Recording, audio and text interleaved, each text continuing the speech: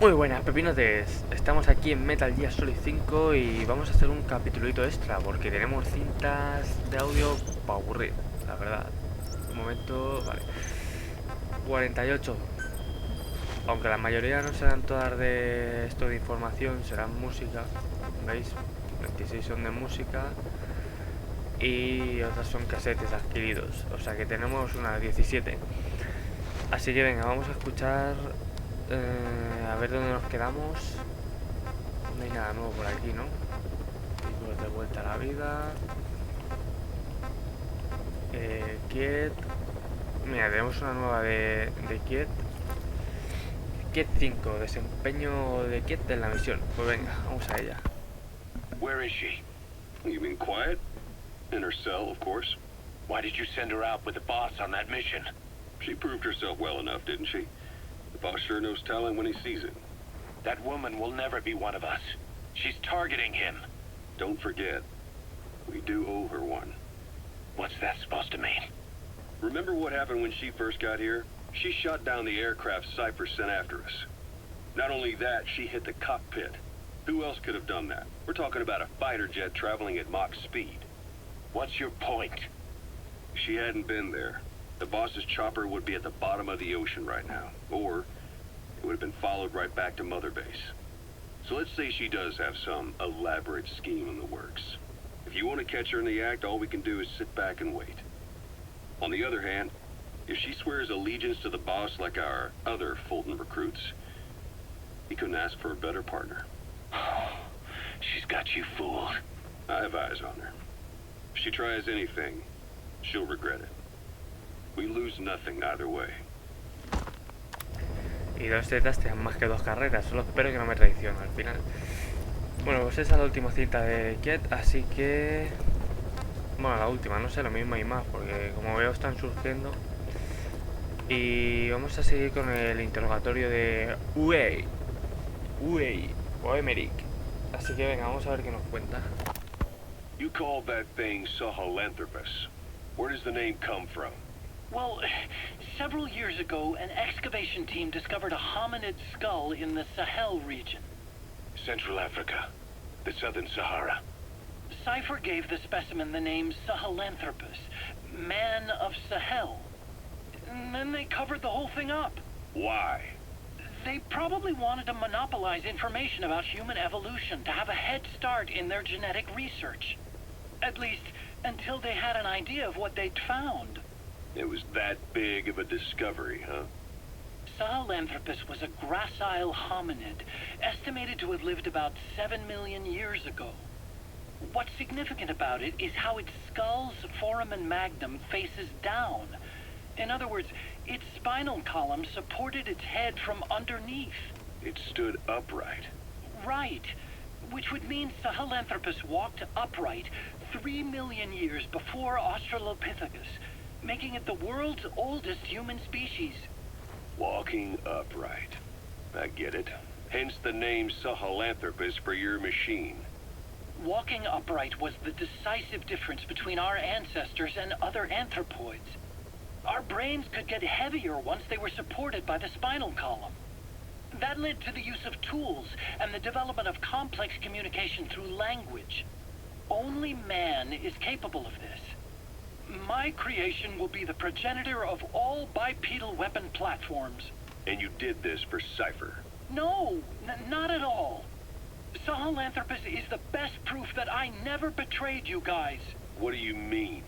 The reconstructed Sahelanthropus skull looked exactly like the skull we used as our logo 9 years ago in the Caribbean. An army without a nation. Outside the world order. The design was based on Pangaea, the supercontinent that existed 250 million years ago, right? Yeah. When the world was a single landmass. That concept's at the source of our strength. I felt the same way about Sahelanthropus. Sure, I was forced to build it under their orders, but I always wanted to put its technology back in our hands someday. That's the reason I incorporated the old insignia into Sahelanthropus's name. Don't you see? That's how much I was thinking about you guys. Oh, I see, all right. I see someone desperate to cover his ass. You can say whatever you want after the fact. But that skull also symbolizes somebody else. Skullface. Snake, you finally came. Just don't record this, okay? Not recording anything. What's this about? What I'm about to say stays between you and me. It's about the weapon to surpass Aquí va a Metal haber Gear. chicha. You know a researcher by the name of Clark? He works in the biotech industry. Real advanced stuff. His area is bioengineering, but lately he's also gotten into genetic research. Never heard of him. Well then, what do you know about cloning? I think I've heard enough. Hold on, this is important. Cloning lets you create a genetic copy of an organism.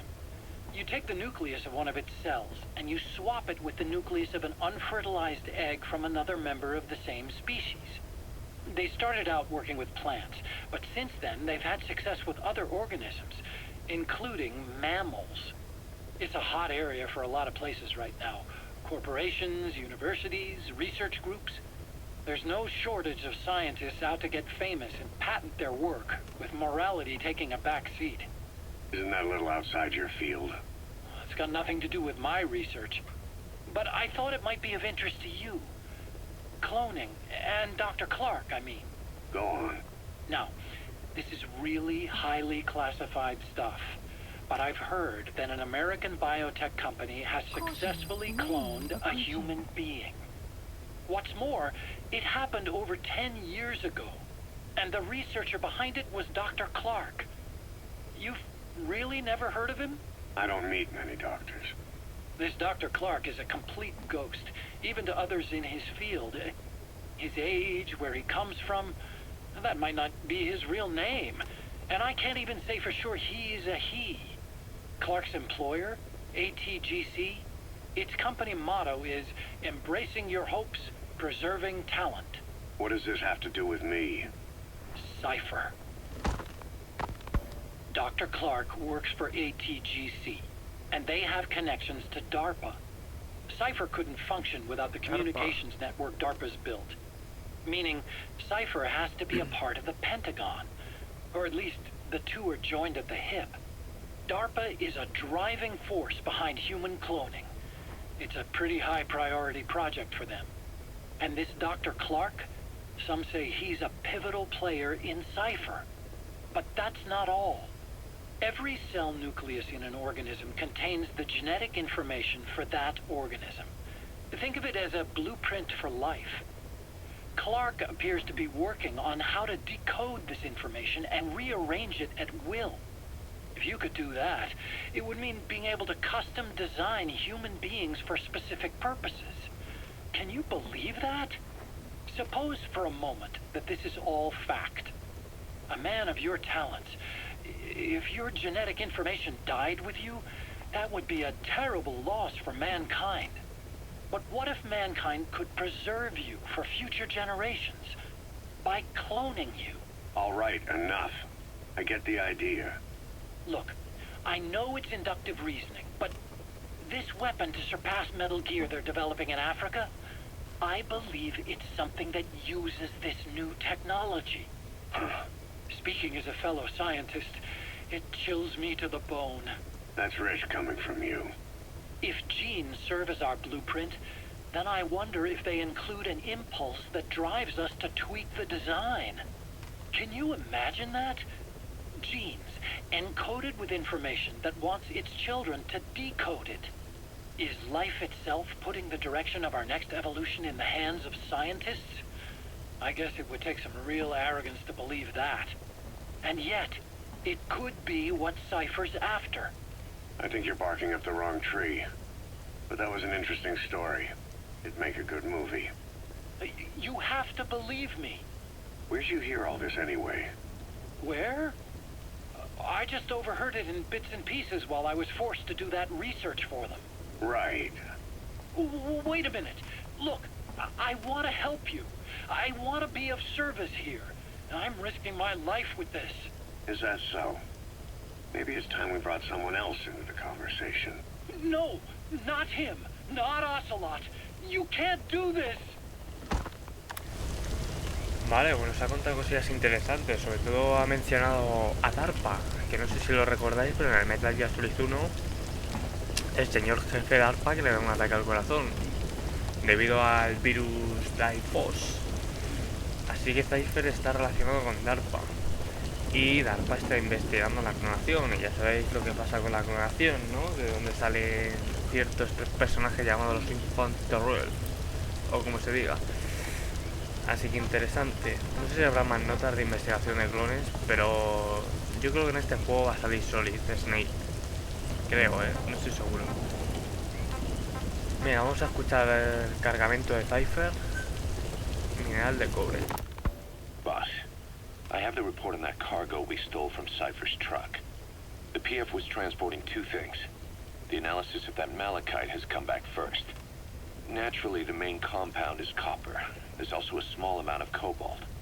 Nothing unusual so far. Southern Zaire is a well-known copper belt. However, in addition to these, we also detected a trace amount of uranium. The content percentage, though, is too low for nuclear development. It most likely came from Shinkalobwe mine. That's where the uranium in that area comes from. The mine's closed, as all the high-purity uranium ore dried up a long time ago. But you could probably still find it there in small quantities. That said, there are plenty of other uranium mines that are in operation, like in Niger, Namibia, South Africa. Why go to an abandoned mine to scrape up whatever's left and ship it out in mass quantities without refining it? They were transporting that yellow cake, too, which would suggest they have the technology to refine uranium. Anyway, that about sums it up. Unfortunately, the analysis of that yellow cake is taking a little longer. I'll let you know when it's done. Vale, está hablando de la misión esa que hice de... la del camión, en la que estarían los putas esos, los skulls, los cráneos, a defender el camión. Pues está hablando del contenido que llevaba el camión ese. Mira, vamos a escuchar la segunda. Mira, aquí hay dos más, óxido de uranio y mina de no sé qué. Boss, sorry to keep you waiting. We finally finished analyzing that yellow cake Cypher was moving. There was nothing unusual about the composition of the yellow cake itself. Most of it was oxidized uranium, with the rest being impurities, various metals as well as traces of organic matter. What's interesting is the composition of these impurities. When we checked them against the impurities found in the copper ore, it was clear the yellow cake didn't come from Shinkalobwe, meaning they went to the trouble of mining two sources of uranium, then transported them together in different states. Another thing. We detected a very thin layer of highly enriched uranium in the middle of the yellow cake. Now that is very interesting. It may not be a lot, but it points to the existence of uranium-enriching technology. After all, yellow cake can't naturally produce highly enriched uranium. If they could mass-produce this, they'd be just one step away from a gun barrel-type nuclear bomb. But uranium enrichment requires advanced technology and a large-scale facility. If that kind of place existed in Zaire, the Soviet Union wouldn't sit idly by. And there's another question. Where were they transporting the yellow cake and malachite uranium? The first place that comes to mind is South Africa. The government was supposed to have abandoned nuclear weapons development after caving to international pressure. But rumors persist that it's continued in secret. Plus, CRS were escorting the truck, and they're based out of South Africa. And then South Africa does have an abandoned test site. If Cypher's involved with nuclear development in South Africa. But how would that fit with their weapon to surpass Metal Gear? We need more information. Shinkalobwe. There's a name I haven't heard in a while.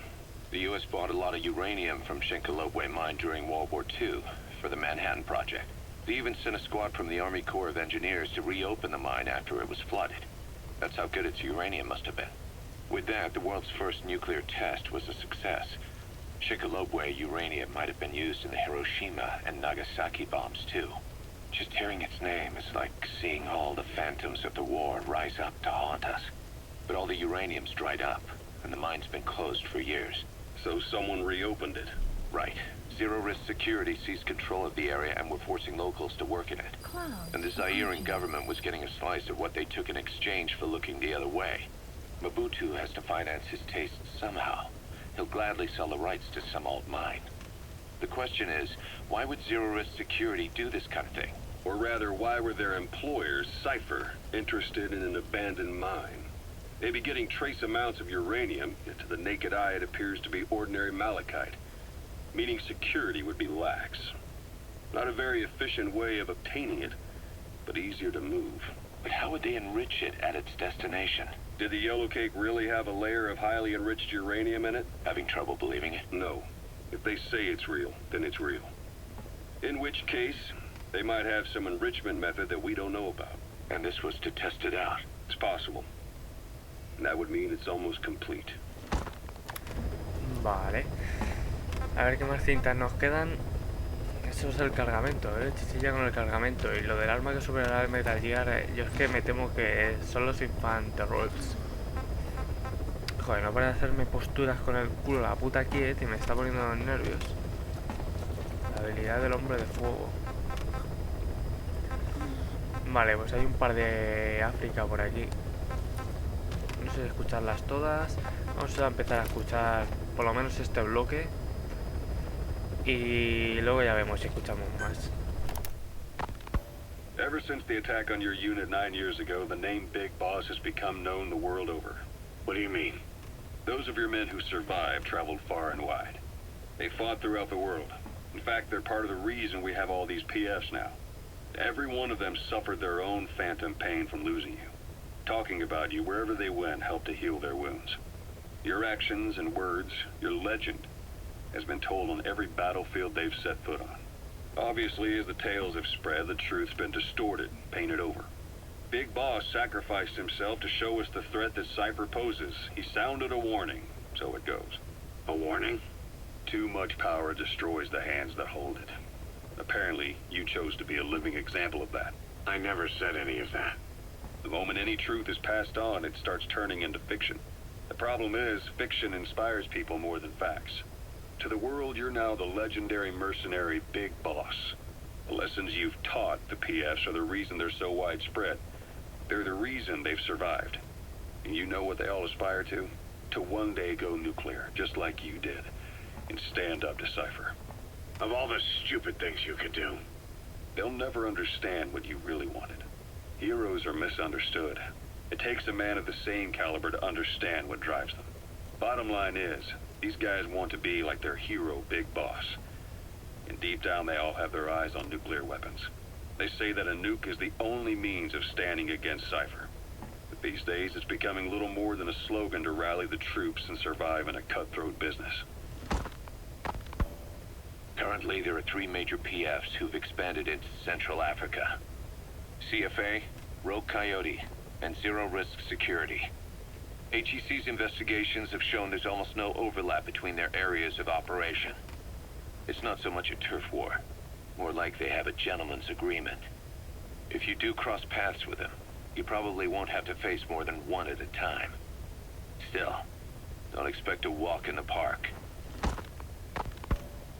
The CFA, Contract Forces of Africa. These guys are a major player. Their head office is in Pretoria, South Africa. That's also where the South African Defense Force is headquartered. We think the two are closely connected. An HEC investigation revealed that most of the CFA's operators are former SADF soldiers. South Africa has been locked in struggles with neighboring regimes for years. That means constant action. And we know better than anyone that's the best kind of training. A company drawing its recruits from hardened military vets. You can bet they know how to handle themselves. Do not underestimate them. Within the CFA is a company of soldiers made up mainly of locally hired operators. They speak Afrikaans to communicate with personnel from the CFA. But if you notice any speaking the local language, that's them. Though hired from the local population, they were originally part of a paramilitary group, so they'll have plenty of combat experience. And unlike their days shooting junkyard rifles out of beat-up pickup trucks, the CFA now supplies them with the latest gear from the West. On top of that, they've been combat trained by the South African Army. All that adds up to a much stronger fighting force. So don't brush them off. Look at the Angola-Zaire border region. The east bank of the Munene River in particular. It's a microcosm of a problem that stretches all across Africa. There's a civil war going on in Angola, fought between the government MPLA and the Western-backed UNITA. Zaire is still a dictatorship under President Mobutu, but numerous uprisings have broken out in its remote regions. With all the trouble elsewhere keeping their hands full, neither government has control over their side of the border. They depend on militias and PFs, as do the rebels. Government forces, guerrillas, militants, groups of all shapes and sizes hawk whatever resources they can to hire PFs. Conflict brings PFs. PFs expand the war zone, and more conflicts erupt in a continuous chain reaction.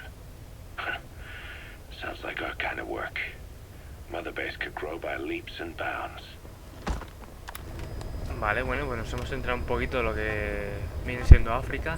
Voy a escuchar esta otra porque es amarilla y la amarilla quiere decir que va sobre misión. Y yo creo que escuchamos esta y la de la debilidad del hombre de fuego, que me interesa, que también es amarilla, y lo vamos a ir dejando por aquí el capítulo extra. Hard to believe how many of those bipedal weapons have popped up around Africa. When did that start? No more than 6 months ago. Didn't really hit me until I came here. They're not supposed to be in use yet. Emmerich says they were still doing the last round of fine-tuning. The doctor has no idea. His research has already hit the black market. Both sides of the Iron Curtain will have it by now. Even so, they're spreading much too fast. Sure, the Walker gears can operate in any terrain. Their mobility's just as good in the jungle as it is in the desert. That would come in handy in a place like Africa. They are modules that can one day be used as nuclear weapon systems. And with that in mind, the numbers are way too large. There must be another reason they're so widespread. Like what? It's all about needs. To small-time outfits like most of these private forces, this product is a dream come true. Hell, it goes beyond PFs. This is the ultimate weapon, the forbidden fruit, for anyone with an enemy to fight and people to defend. The nuclear deterrent. Exactly. Sounds familiar, huh? PFs are all operating off your playbook. You created these times. But could this be the new weapon in Africa that Emmerich talked about? If it is, why is Cypher letting everyone and his brother get their hands on one? What comes next? Selling nuclear weapons in the open? Making them public property? Why don't they give that a try? Then the next war really will be fought with sticks. Right. The man we're dealing with isn't foolish enough to make a suicide pact with the world. So, what is Cypher really up to? Vale, no sé si habréis oído el superavión, pero siempre que hago tiene que pasar un superavión. ¿Qué le vamos a hacer? Bueno, ahí nos ha contado algo sobre los Walker Gears. Y vamos a escuchar la de la debilidad del hombre de fuego, que yo juraría que ya la escuchamos. Pero bueno, venga, vamos a ella. Snake, I wanted to ask you about the man on fire. What do you remember from the hospital? Anything we can use? Well, he took off the moment the sprinklers started up. Sprinklers? The fire system? And when he got sprayed with water from the burst pipe, it slowed him down. When we escaped on horseback, he wouldn't cross the river either. And then it started to rain. And he disappeared. Water against fire. Is it that simple? I mean, it makes sense. It's just hard to believe it would work on a guy like that. Pues espero que no nos toque enfrentarnos a él, porque no tengo nada para matarle. No, como no le afecte la granada esa de dormir, haría falta una super pistola o metralleta de agua. Pero bueno, Pepinote, lo vamos a ir dejando por aquí. Nos quedan un par de cintas más sobre África, pero bueno, ya las escucharemos. Y nada más, espero que os haya gustado. Nos han contado algunas cosillas así interesantes, sobre todo lo de la clonación, DARPA y el arma que superará el Metal Gear, que yo creo que va a ser los Infantes Terribles, mal dicho, por supuesto, los Infantes Terribles, Solid, Liquid y el otro que nunca me acuerdo. Y... Dios. Pero, ¿por qué me hace esto? Ya me ha descentrado totalmente. Puta Kiev. Y nada más, nos vemos en el próximo capítulo, pepinos. Chao.